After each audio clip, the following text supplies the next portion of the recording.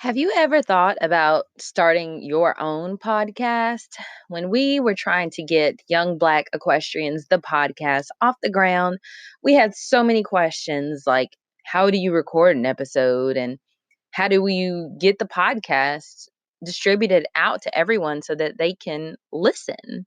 How do you even make money from podcasting? We found out that you could do that. That was something that I did not know could happen.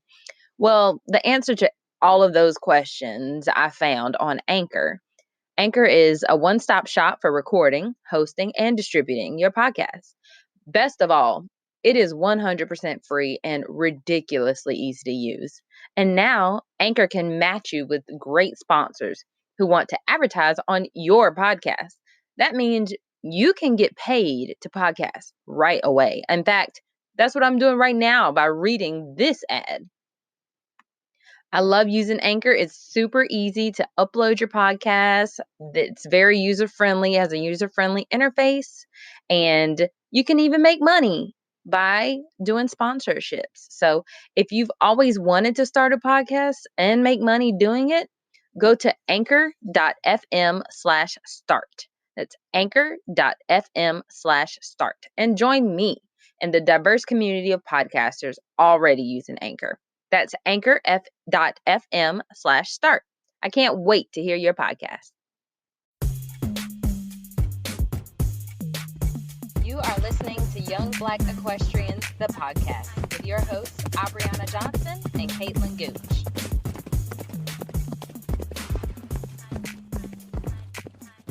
So we're starting off every episode talking about what we are thankful for. If you want to share kind of something today in particular or kind of overall that you are thankful for. I am thankful for my family.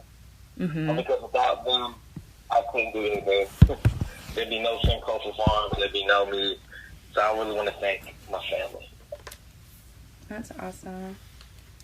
Caitlin? I am thankful. Yesterday, I was able to ride with a group of friends, and that was a lot of fun.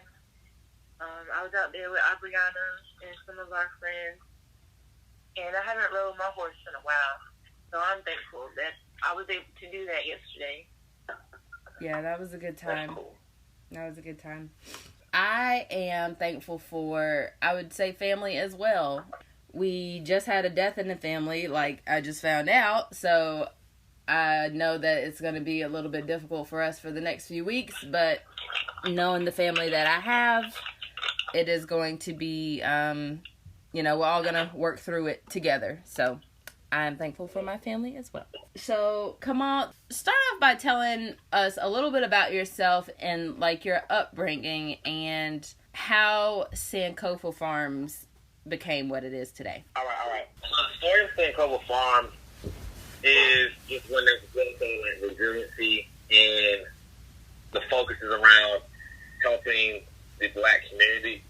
But when I was in undergraduate, I was pursuing an undergraduate degree at O'Connor A&T.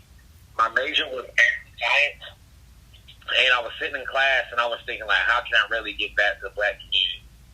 And I really didn't come up with the answer with my degree being focused on animal science and lab animal science and being a veterinarian.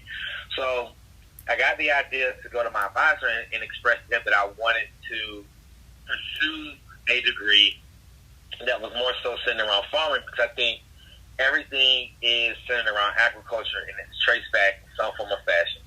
And I wanted to really be able to impact our people on a larger scale. And of course, I got pushback and negative feedback on the journey just from like people around me or my advisor. But when I started teaching in public school and I saw how the students who weren't offered a way out could be given a choice, that's what gave me the idea to put the academy around Sankofa Farms. So Sankofa Farms is going to be here in some capacity or not.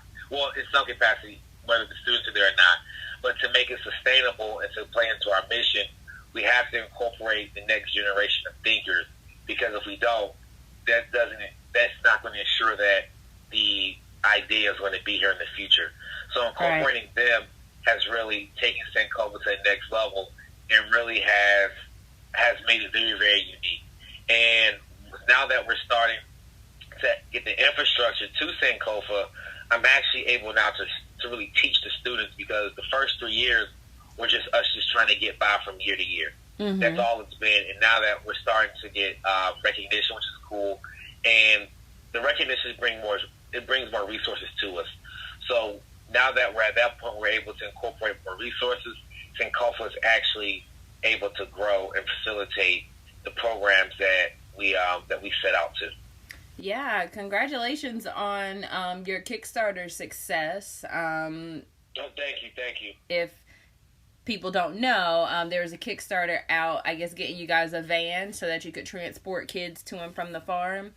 How do you target kids in Durham public schools? Because I know that's where you work, or are you going closer to Eflin?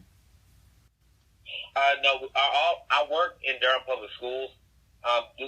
This June was my last year teaching, so I'll be full-time at state, and well, actually now we started reporting back. But we don't target students in Eflin. I live in Durham, so my connection and my roots are here in Durham. So we just work with students here in Durham, and we bust them out, or not bust them out. Eflin. Some people may say you gotta bust out of Durham, but I think it's getting a little bit better. Yeah. So all my students are from Durham.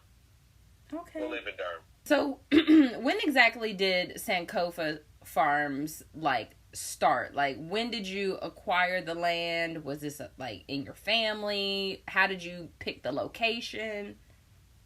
So I think a lot of people who look at the story probably think the land was in the family. It wasn't. I had to go through the USDA Farm Service Agency, and they were really they had a lot of roadblocks in the way. Mm-hmm. So we ended up acquiring the farm in March of 2016, and that's when Sankofa Farms. That's when we got the farm.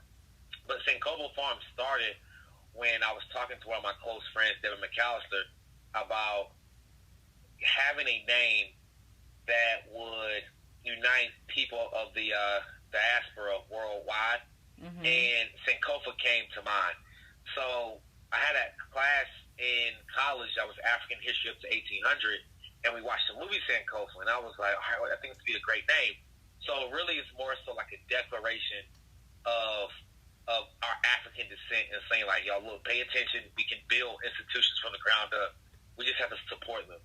So we started out doing dehydrated chips, and I do it now every now and then, but it just takes so much time that it's hard to fit into my schedule. But that's when Sankofa Farms started, was comprised in 2015, and we got the farm in 2016. The name originally for Sankofa started out as Unity Farms, and that was just a declaration to bring unity, but somebody had registered the name already in North Carolina, so I couldn't use it. I only could use it in Guilford County. Right. So once that happened, I found out we decided to change the name to Sankofa, and we've been running with it ever since. Okay. Wow, that is awesome. Yeah. So when you acquire the farm, go through the USDA, do you have to be producing something, like having some kind of product go to market? Is that kind of what the requirement is to have that connection through the USDA? To go through them, you have to have 3 years of agricultural experience, and the way they weight it is pretty odd. So if I went to college for literally 5 years, 5.5 years, for my master's and my undergraduate degree, all centered around agriculture, it took all that experience and culminated to 1 year. Then they'll take your business experience. Yeah, it's crazy. They'll take your business experience, and then that'll be 1 year. And then you have to have managerial experience on the farm. And then they took all 4 years of that and made it 1 year. So they didn't do it because the time ran concurrently. They did it because they were trying to make the process more difficult for me to acquire land. But this is what they didn't know. I had a friend that was in the USDA that was able to help me through the process.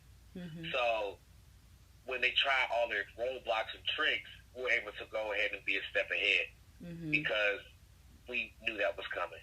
So that's what allowed us to be able to acquire the farmers, just having the foresight of what they were already going to do. So the way the experience is odd is actually, it actually makes it more difficult for Black people to get into farming, because you could work with your granddad who might have a farm. You can work with him your whole life, but then they will go through and provide stipulations on why that experience doesn't count or could count. So it's up to their discretion. But once we got the farm in Orange County, that office has been very, very helpful. Like the FSA office in Orange County is really, really helpful. They weren't like the one I had to deal with to acquire the farm, because it was two different offices, but the Orange County USDA has been very supportive. Well, that's awesome. They've been supportive. Yeah, it's cool, but it's still, if they weren't supportive, this thing could be it could look completely different. So we're just fortunate to be at that, to have that office. It's just amazing to me how even in, way before we were born, Black farmers had those same issues, and clearly those issues aren't dissolving and they're still here. Yep. But at least, farmers like you who are paving the way so other, upcoming farmers can know, what to do and how to get around those things, and hopefully network so we can have more people that are on the inside and who know what to do in those situations. Yeah. So like the students are that. So I'm able to get them the experience of what I went through, so they don't have to go through it anymore. Yeah. So when it's time for them to get their farms, we'll have different measures in place where they can go ahead and get there, have to go through a medium or middle party, and hopefully we can do it where they can put a large cash down payment on it. So they will have a different experience than I did, and then their kids and kids after them will be able to just buy it outright.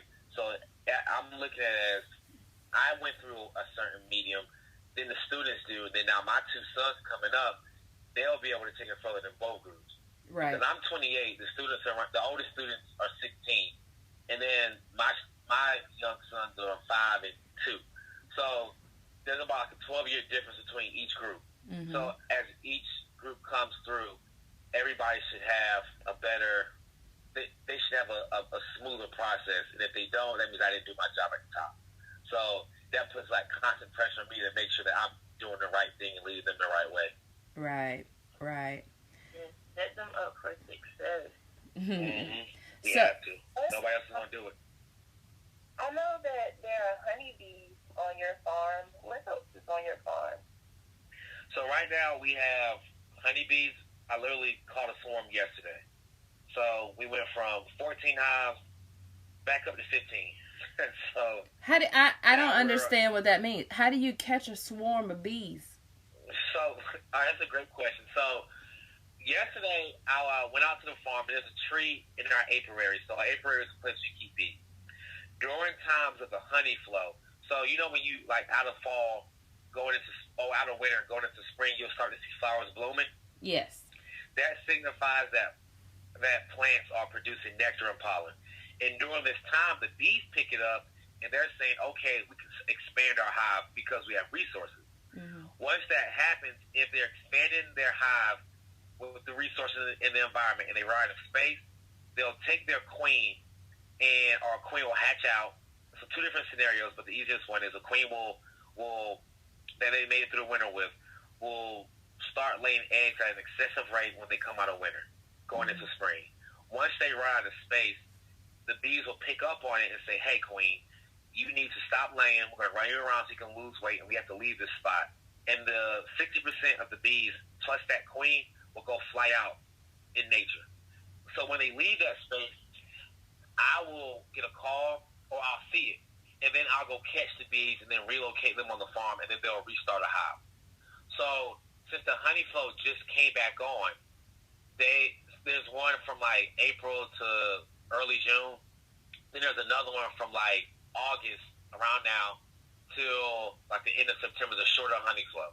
And the bees will start swarming again because they feel like they have enough resources to survive. So then like literally yesterday I went out to the farm and there's a tree in our apiary and there was a swarm. It wasn't our bees from somewhere else. They're attracted to other areas that there are bees. And I was literally in the middle of a swarm yesterday and I had to wait till the bees congregated because after they leave their location, they'll congregate somewhere like on a tire or like a hole in a tree or like an open space like in a house so they can build out the hive, and then they'll call somebody crazy like me to go get the bees. So then I capture them and relocate them to Sankofa farms. That's pretty cool. I've seen that. I've seen like different kind of infographics going around social media. Like if you see this, don't like spray them with gas. You know, just call your local wildlife person, and they can actually like relocate the whole mass. You know, on the side of houses or you know in trees and tree houses, things like that. So that is pretty neat. That's pretty neat. I don't know like bee disease kind of spectrum, but are you concerned like with other bees coming in that are not, you know, quote unquote your bees, that there's going to be any kind of issue? I'm not. And honestly, it's something where since we since we've worked with Bear Crop Science, they've kind of given us steps and guidelines to follow to ensure that our animals or our bees don't get sick. So staying close to those guidelines have really helped us this year. Okay. So I'm not. It's not like a big concern. But other than the bees, we have like I'm looking at probably 40 pounds of squash right now, and 3 pounds of cowpeas, and probably around a pound of okra. And we have watermelons coming in as well, so they'll be ready in a couple weeks. Well, probably next 2 weeks. That's awesome. Do you have any livestock or plan on having any livestock? We tried that. We actually started out with livestock. So my undergraduate is animal industry. So animals come a whole lot quicker to me. Like livestock, I don't like the bees. It clicks to me because I'm used to it. And the plants are like, I have like a learning curve with them, and we're starting to kind of get in the groove with the plants. But we had guinea fowl at one point, quail, ducks. We made almost at one point. And that was something that went well, but since I don't live on the farm and have to commute, it wasn't the best setup for us to go with going forward. So that's why we kind of switched to the bees and also the crops. So we started out doing livestock at the beginning. Interesting. It can be difficult if you have to commute and feed those animals. It's to make sure that they're good like twice a day. That can become a lot. Especially in the winter when you have to go to the farm. Oh, we didn't in the past, only because we didn't have the infrastructure to raise crops all year round. Now we do. So we're going to be going to the farm all year round now. Right. But the animals were a little bit more demanding.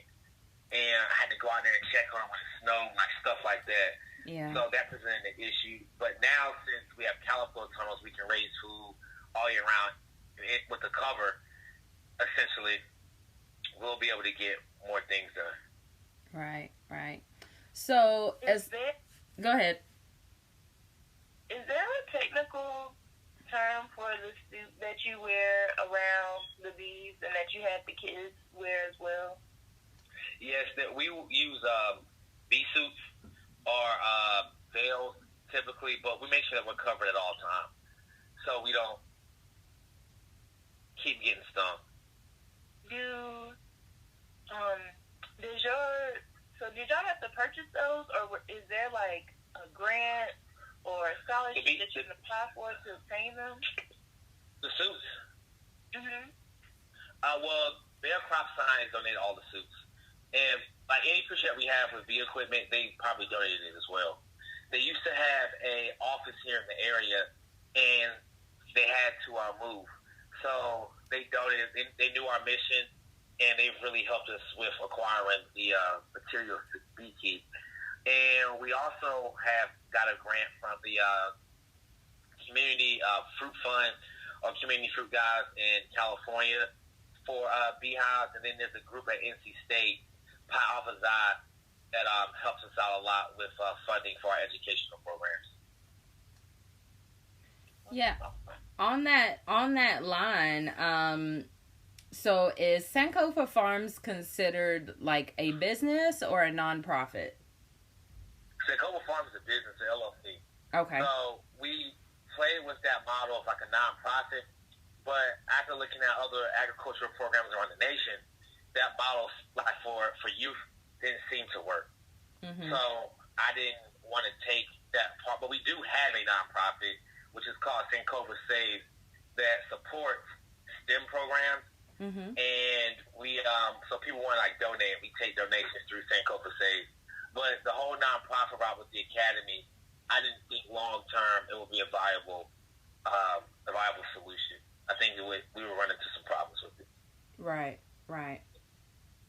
Well, that's pretty cool. So, how I saw on your website that you have a couple of team members. How did you go about selecting these people? You know, did you know them from before and they were like, hey, you know, I want to help you with this mission? How did you guys develop as a team? So, Devin is the one who I was talking about the name change with. Mm-hmm. And he's a historian. He has his master's in Africana Studies, so we connect really well. And we also rebuilt the Black History Club at North Carolina A&T when we were there. So me and him have a history of working together and building programs and building a organization. Mm-hmm. So that was just like a no-brainer. Like when we started Sankofa, he's been there. I talk to him every day. Literally, I think I've talked to Devin every day for the last 5 years. Wow. So we're that close. And Mark is someone who I met a little bit later, but he handles the financials for Sankofa Farm. Mm-hmm. He handles all the financials, and that's his background. So he makes sure, we don't spend all the money and make sure that things are and we're on budget and on par. Yeah. And so, do these people also have other jobs? Right now, they do. Yeah. And we're just trying to get Sankofa to a point where it's full time for everybody. But with me getting ready to work on my doctorate and other things going on, I probably won't be for the next couple of years. Yeah. What are you pursuing your doctorate for? I'll be at State in the Ag Extension Education. Okay. Awesome. I graduated from State with my animal science degree, so that's cool. That's kind of my neck of the woods. Uh-huh. But yeah, the ag programs over there are insanely cool. They have so many resources. It's ridiculous. And that's perfect for us. Mm-hmm. That's perfect. We're literally starting over. So that's something that we definitely, I think, will be able to benefit from. Yeah, definitely. So the other people that work with you, is their background pretty much in agriculture, or did they have that interest beforehand? They just have an interest in helping the Black community. That's their interest.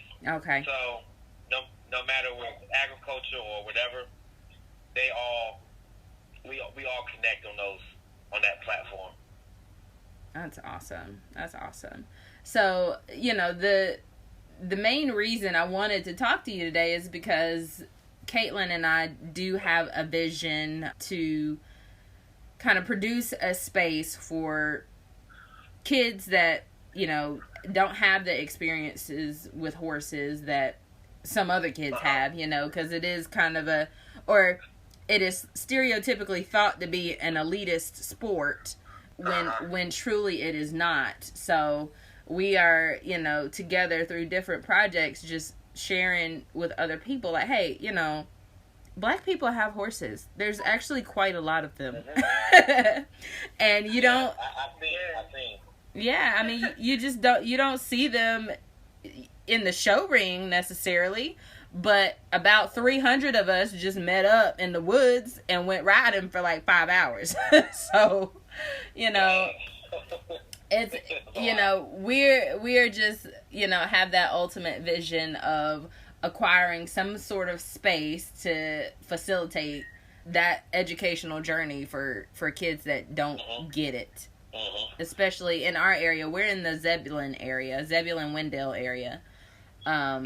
So, there's plenty of land out here, but our proximity to Raleigh, people are starting to move out and out and out, and, the price of land is going up. So, do you have any advice for aspiring landowners, aspiring kind of youth program owners for kind of the future for making this I mean, it doesn't even really have to be lucrative because we don't get paid for what we do now, but just getting that started and keeping it going. Yeah, I think that's a great question. That's a question that I don't get often about, just like tips to give other people on like acquiring land. And I think that would feel like the focal point of the conversation. A lot of times, or at least the question, because we got pushed off the land. The best thing I would do is look around and, because you can look at the patterns and see where everybody's going. I would just look at the areas where people aren't going. And the land is still cheap there. Like Cedar Grove, North Carolina is one of those places.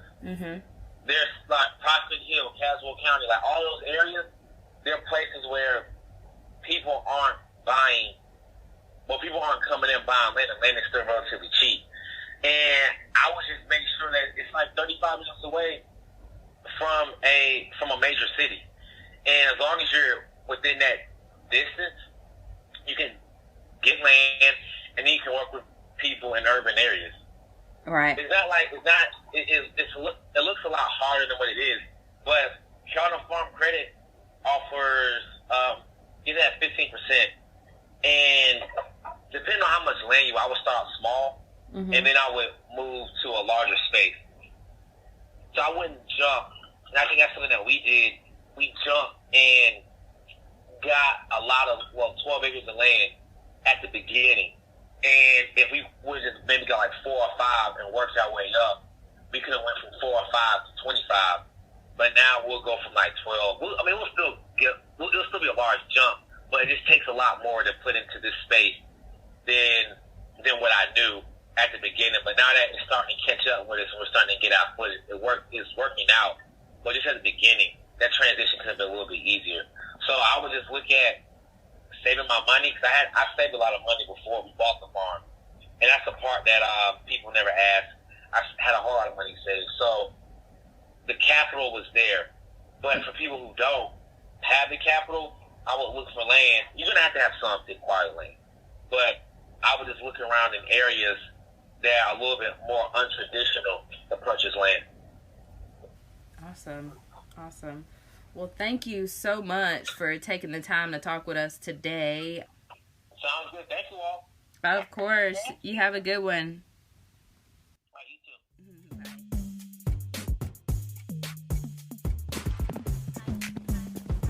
Thank you for listening to Young Black Equestrians, the podcast. Be sure to follow us on Facebook and Instagram for updates. Listen, rate, and review us on Apple Podcasts, Google Podcasts, and Spotify. See you next time.